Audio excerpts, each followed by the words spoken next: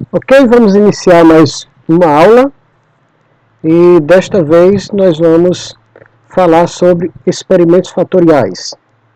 Continuando o curso de Estatística Aplicada à Biologia 2, e sou o professor Irã Dantas, Universidade do Estado do Rio Grande do Norte. Bom, as características desse experimento fatorial é porque nós podemos utilizar mais um tipo de fator simultaneamente. Até o momento nós vimos estudando apenas um tipo de fator. A gente verificava apenas um tipo de armazenamento, um tipo de semente, sobre as suas mais diferentes gradações. Cada divisão do fator nós chamamos de nível, e os tratamentos são considerados todas as combinações possíveis entre os diversos fatores e seus diferentes níveis. Vamos ver exemplos disso logo em seguida. A vantagem é porque permite tirar conclusões mais amplas, nós podemos cruzar os fatores, permite estudar os fatores simples, principais, e os fatores, os efeitos das suas interações entre os fatores, e todas as parcelas são utilizadas no cálculo dos efeitos principais, dos fatores e dos efeitos das interações, e o número de repetições é elevado nesse caso. Essa é uma das razões que leva à desvantagem. Então, a desvantagem é que o tratamento são constituídos de todas as combinações possíveis, e esse tipo de coisa vai aumentar o número de tratamentos. E a análise estatística ela é um pouco mais trabalhosa de se fazer. Vamos dar um exemplo aqui. Nós temos duas espécies de eucalipto, a Citriodora e a Grandis. Então nós poderíamos fazer um experimento para testar o desenvolvimento na produção de mudas de 3 tipos de recipiente. Um recipiente pequeno, que é esse aqui marrom, um recipiente grande, que é esse preto, e o laminado. Isso para a Citriodora, e poderíamos fazer um experimento para a espécie Eucaliptus grandes. Da mesma forma, poderia fazer outro experimento com recipiente pequeno, recipiente grande e o laminado. Ou nós poderíamos fazer o experimento da seguinte forma, somente com o recipiente pequeno, né, comparando Citriodora com grandes, ou fazer experimentos só com recipiente grande, comparando o Eucaliptus Citriodora com Eucaliptus grandes, ou fazer experimento também com esses sacos laminados, comparando Citriodora com grandes. Mas o experimento fatorial, ele nos dá essa liberdade para a gente poder fazer um experimento colocando tudo isso daqui com suas respectivas interações. Então vou dar um exemplo aqui. Esse exemplo está no livro do Banzato, do Cronca, né? E o experimento aqui eu vou simular inclusive o croquis do experimento. Então, aqui nós temos um experimento montado em DIC, onde cada parcela é um recipiente com uma planta, ou do Grandis ou do Citriodora. Então nós temos 3 tipos de recipientes, que são esses aqui, os pequenos, os grandes, que são os pretos, e o laminado, que são esses aqui de cor metálica. Então 3 recipientes e 2 tipos de eucalipto. Então tem o Grandis e o Citriodora se repetindo dentro de cada recipiente. E nós temos 4 repetições para cada um. Então, por exemplo, Citriodora tem uma repetição aqui, outra aqui, outra aqui e outra aqui. Para o recipiente grande, a mesma coisa, né? Então nós temos 4 repetições para cada tratamento e vai totalizar 24 parcelas. Aqui nós temos o resultado do experimento, onde nós temos os tratamentos com as respectivas repetições e o total de cada repetição. Aqui, recipiente pequeno para Citriodora e Grandis, recipiente grande para Citriodora e Grandis, e o laminado para Citriodora e Grandis. E aqui o croquisinho do experimento. Nós podemos fazer um resumo desse experimento, colocando os totais aqui, onde eu tenho um quadro que a gente vai utilizar também na análise de variância. aqui chamado quadro auxiliar, mas eu apresento esse quadro aqui para a gente tecer uns pequenos comentários.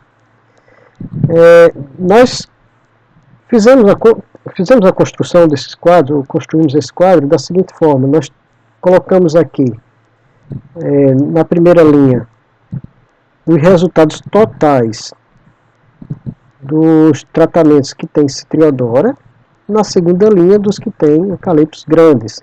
Então esse 102 aqui, ele está com o recipiente pequeno e citriodora. É esse mesmo 102 aqui, pequeno e citriodora. Esse 101 aqui, pequeno e grande, então recipiente pequeno e eucaliptos grandes. Esse 103 aqui, que é esse aqui, é o recipiente grande, eucalipto citriodora. Então grande, citriodora, 103. E o 78, grande e eucaliptos grandes. E assim sucessivamente. O que é que nós podemos ver nesse quadro? Fazendo uma análise primária aqui. Se nós formos analisar os recipientes, como ele favoreceu o crescimento, o desenvolvimento da muda de eucalipto, então nós temos aqui que o recipiente pequeno, nós temos em números absolutos aqui 203, o grande 181 e o laminado 165. Então, em termos absolutos, o recipiente pequeno favoreceu o crescimento e desenvolvimento dessa planta. O grande em seguida e o laminado como terceira colocação, digamos assim. Se nós formos ver apenas as espécies de eucalipto, nós vemos que o citriodora aqui com 286 em termos absolutos e o grandes com 264. Então, independente de qualquer coisa, o citriodora ele se desenvolveu melhor. Bom, mas nós podemos também estudar dentro do quadro que são as interações.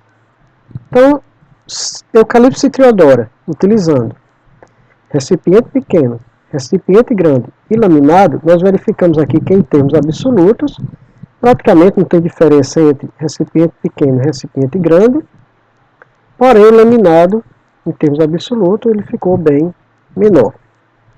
O eucaliptos grandes, o recipiente pequeno parece que favoreceu o desenvolvimento, o laminado aqui em segundo lugar e o grande, que é esse preto aqui, em terceiro lugar. Se nós formos analisar nesse outro sentido aqui, utilizando apenas o recipiente pequeno, as duas espécies de eucaliptos, tanto a citriodora quanto a grandes, parece não ter muita diferença, porque em termos absolutos ficou com 101 e o outro com 102. Quando utilizou-se recipiente grande, parece que houve aqui uma diferença, em termos absolutos está diferente, citriodora se desenvolveu melhor, 103 contra 78, e quando plantado aqui em laminado, né, nós temos uma diferença aqui de 80 para 85. Isso a gente está fazendo uma análise prévia em termos absolutos, sem fazer nenhuma análise de estatística. Então vamos para a planilha com os cálculos, para fazer análise estatística. Então, aqui eu tenho os mesmos dados, os tratamentos, com as respectivas repetições, os totais, já calculei a média, a variância e o desvio padrão. Vamos fazer aqui um resumo desses dados. Nós temos 6 tratamentos, que são 1, 2, 3, 4, 5, 6. Nós temos 4 repetições, repetição 1, 2, 3 e 4. E no total nós temos 24 parcelas. O fator 1 são os recipientes, tem 3 recipientes, pequeno, grande e laminado. E o fator 2 eucaliptos, nós temos eucalipto citriodora e eucaliptos grandes. Então, 3 recipientes e 2 eucaliptos. Vamos fazer uma análise para saber se as variâncias são homogêneas, se são homocedásticas. Vamos utilizar aqui o teste de Hartley. Nós vamos verificar as variâncias. dividir a maior variância, que foi 3,42, pela menor variância, que foi 0,30. Então, Hartley aqui, quando fazemos isso, a maior variância, 3,42, dividido pela menor variância, obtivemos o valor de 11,29, e entrando na tabela que vocês têm lá no livro, ou pode pegar essa tabela na internet, o valor de Hartley tabelado foi de 62. O que é que nós vamos concluir? Se o Hartley calculado for menor do que o Hartley tabelado, nós aceitamos H0. É o caso aqui.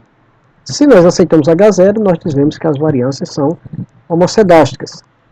E se as variâncias são homocedásticas, podemos realizar a análise de variância e também podemos dizer que o experimento tem uma variância comum, que é o quadrado médio do resíduo. Então vamos continuar e fazer nossa análise de variância, uma vez que as variâncias são homocedásticas. A primeira coisa que nós precisamos fazer para realizar, para calcularmos esse quadro de análise de variância, ou a NOVA, ou a NAVA, nós precisamos calcular um fator de correção, que é o C. Como é que nós calculamos esse C? Nós vamos somar todos esses valores aqui, e somando todos eles, nós temos esse valor aqui, 551,20. Vamos elevar esse valor ao quadrado e dividir pelo número de parcelas. Nós sabemos que aqui nós temos 20 parcelas. Então, 551,20 é elevado ao quadrado dividido por 24 parcelas. Essa é a conta que nós temos aqui. E aqui está o resultado feito aqui no Excel, não é no Excel, na planilha do LibreOffice. Então, 551 elevado ao quadrado dividido por 24, que é o número de parcelas. E o nosso fator de correção é 12.659,23. Então, vamos fazer agora a análise de variância. Aqui nós temos o quadro de análise de variância, já está feito, já está tudo calculado, mas eu vou fazer passo a passo para que nós possamos relembrar. Então, as causas de variação são tratamentos, ou seja, por que é que esses dados aqui variaram? Por que é que as médias são diferentes? Uma das alternativas são os tratamentos, eles variaram por causa dos tratamentos. Um outro fator, outra causa que pode ter acontecido é um erro experimental, que nós chamamos de resíduo. E somando esses dois, nós temos o total. Isso nós já fizemos várias vezes.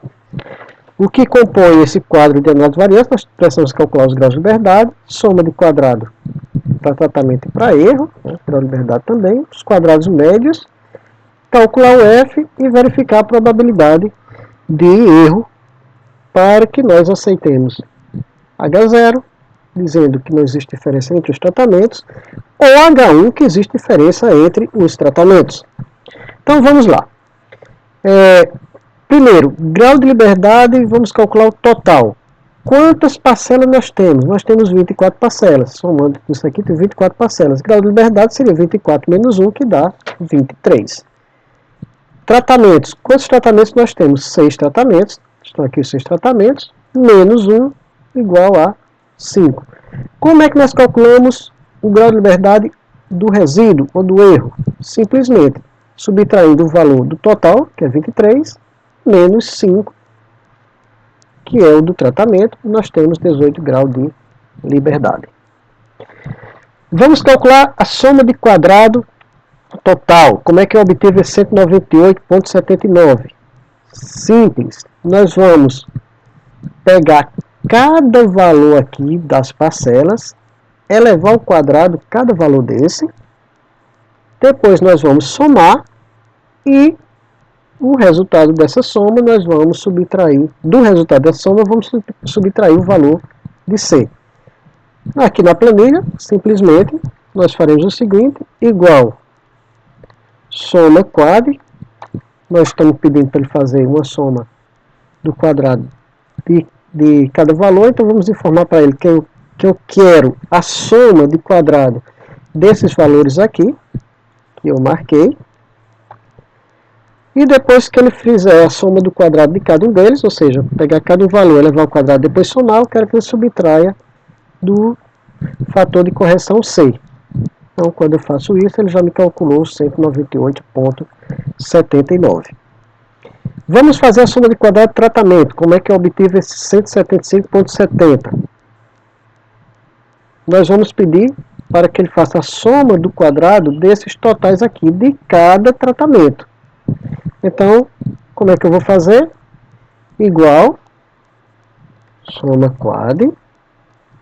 Eu quero que faça a soma do quadrado desses valores aqui, desde o 102 até o 102,6 até o 85,30. Ele já me faz isso. Lembrando que 102, 101, 103, cada um desses valores aqui é a soma de 4 parcelas. Então eu vou pegar esse resultado aqui, da soma de quadrado, e dividir por 4. Porque cada um valor desse veio de 4 parcelas. E subtraio o valor de C, que é 12.659. E obtenho o valor aqui, 175,70. Como é que eu vou obter a soma de quadrado do resíduo? É bem simples. Simplesmente eu subtraio o valor da soma de quadrado total menos a soma de quadrado de tratamento, ou seja, 198 menos 175. E aí eu tenho 23,9. O quadrado médio, tanto do tratamento como do resíduo, simplesmente nós vamos dividir o valor da soma de quadrado de tratamento pelo grau de liberdade de tratamento, e o quadrado médio do resíduo, simplesmente nós vamos dividir a soma de quadrado do resíduo pelo grau de liberdade do resíduo. E como é que nós vamos calcular o F? Como é que eu cheguei a esse 27,39? Nós vamos dividir o quadrado médio do tratamento pelo quadrado médio do resíduo. E aí nós temos 27,39. Vamos dar um valor, dar uma verificada no valor de P, a probabilidade de F. O cálculo aqui está me mostrando que o valor de P, ou seja, o nosso erro, é de 8,04 vezes 10 elevado a menos 8, ou seja, 0 seguido, 0, seguido de 7 zeros e depois o 8, ou seja, 0,0000008. Né? E isso daí é bem menor do que 0,05. Como é que fiz esse cálculo aqui? Nós fazemos igual a distribuição de F, informamos o valor da célula que nós queremos obter o valor de P, né? O grau de liberdade do tratamento e o grau de liberdade do resíduo. Então, deste F, F19 que é essa célula, C19 que é esta célula e C20 que é esta célula. Então, nós temos aqui, a probabilidade foi bem menor do que 0,05, ou seja, menor do que 5%. E vamos concluir que, como o F calculado é maior do que o tabelado, rejeitamos H0 e, consequentemente, aceitamos H1 e concluímos que existe diferença entre os tratamentos.